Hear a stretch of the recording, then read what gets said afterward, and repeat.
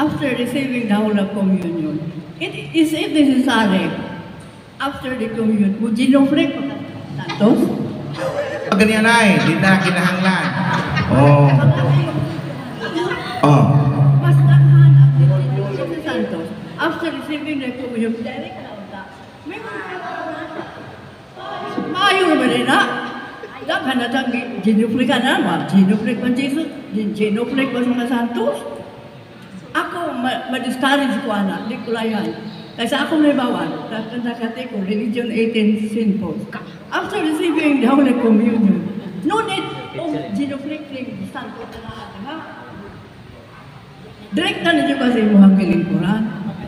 Mga ginay insakto na, salamat kayo na ha.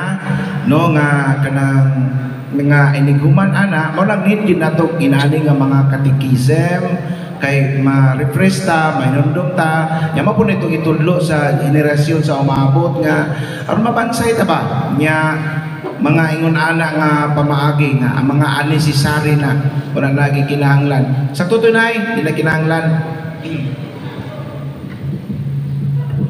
Duha man to ka isyu. Ang una nga isyu, genuflection after communion nga natubag sa una ng pangutana kaganina. Ang ikaduha nga issue is genuflecting the saints. That's another story. It's okay, kay ang genuflection is a kind of respect man. So, wala tagidit nga mo kuan sa mga santos, agi o pagrespitar. Kaya, wala biya taditi ana nga muhatag o respitar. Mo yuk mo mga ni mo na ako. Nga tawar ako kana pang mga santos, kana nga santos na. Di ba? Mangamin, magani mo na ako. Kanya, o makita ta mo Father, good morning na pa maginaana mo ana magani mo mayor muduko pud mo gobernador kana pa sila nga balaan na ang mga tao.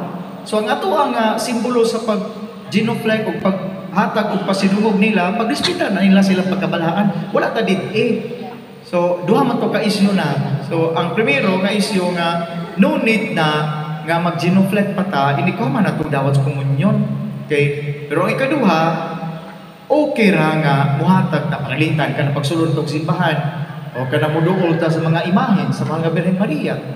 Gesture of reverence man na siya. Wala man na siya gidili. Okay? Kay dili man na pagsimba. Paghatag ra man na o pagrespetar o pagtahod. Mutahod ka sa tumaginikanan, ya, samot ni sila kay mga balaan naman